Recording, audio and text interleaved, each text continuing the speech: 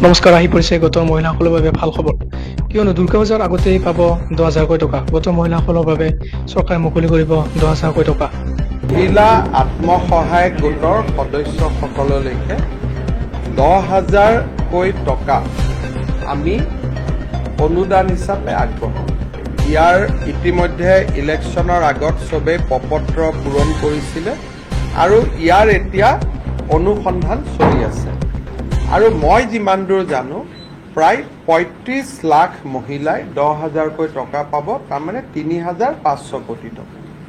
আৰু এই 10,000 টকা ঘূৰাই দিব নালাগে এতিয়া নেট ফিয়ে যদি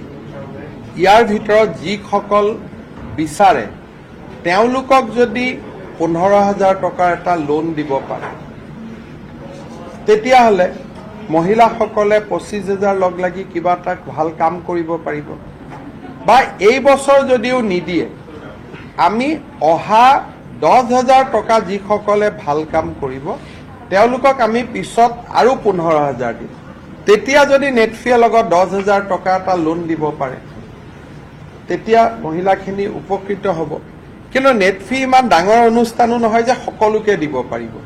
গতিকে আমি গোটেই কেইটা নেটফি আৰু বেলেগ বেংকসমূহৰ লগতো কথা পাতি আছো যে চৰকাৰৰ টকাখিনিটো খুদু দিব নালাগে ঘূৰাই দিব নালাগে অনুদান হ'ব কিন্তু তাৰ লগত আপোনালোকেও যদি লোন এটা দিব পাৰে তেতিয়ালে মহিলাখিনিয়ে নিজৰ ভৰিৰ ওপৰত নিজে থিয় হ'ব পাৰিব এইটো এটা আমাৰ ডাঙৰ প্ৰগ্ৰাম এটা আমি চিন্তা চৰ্চা কৰি আগবাঢ়ি গৈ আছো